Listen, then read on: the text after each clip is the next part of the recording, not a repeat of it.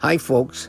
This is Don Meisner with the North Country Fishing Report. You know, the DEC puts out every week sort of a summary of what their forest rangers are doing. And how many of us really think that much about forest rangers? A lot of us are hardly aware of what they are. We know that there's a school for it over in Wanakena where people can go and become New York State forest rangers. But what do forest rangers do? Well, I got to tell you, they do an awful lot. And I think it's important for us to understand, appreciate, and be aware that there's this organization out there doing certain things for us. Well, one of the biggest things they do is rescue people that go out there in our outdoors to enjoy what we have to offer in New York State. And that is increasing all the time, the number of people that are using the outdoors. A lot of it, as I've said so many times, has to do with the psychological imprisonment that we went through during the COVID period and how we desperately are reaching out and searching for new ways to rekindle ourselves and refine joy.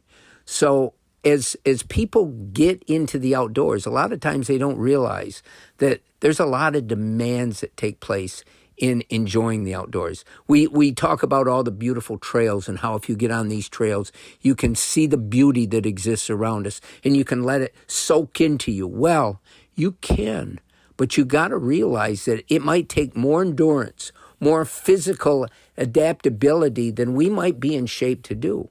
And so a lot of times these forest rangers have people that start on these trails and then somehow they get a call through cell phones or whatever that there's a rescue needed. Somebody has fallen and got sick or got so exhausted they can't continue the journey or got lost. And all these different examples took place just last week.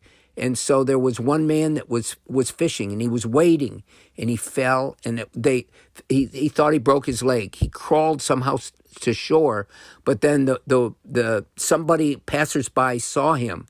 They called 911. Forest rangers came. They ended up carrying him, rescuing him, and this is just one of the many things that they do. And there's other cases where there was another case where there was somebody either in his 60s or 70s that was out with a group hiking on one of the trails, and he started getting disoriented and sick and nauseated and all the things that come with exhaustion.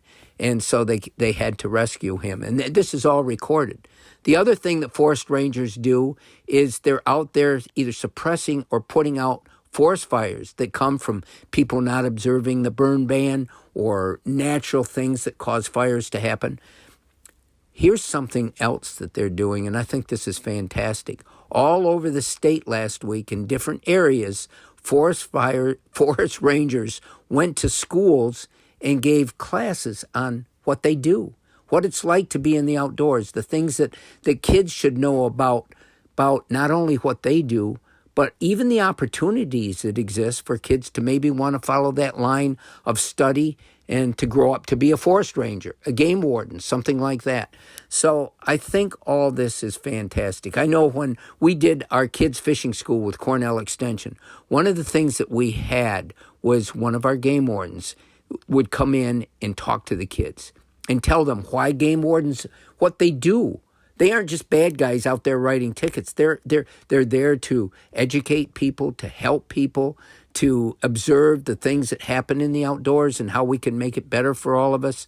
And so I think programs that embellish and that expose what these different people that work in the outdoors that make it possible for me to come on the radio and talk to you about all the great fishing or all these other experiences. We need people like forest rangers and game wardens to help us get through some of these difficult times. Until next time, folks, this is Don Meisner with the North Country Fishing Report.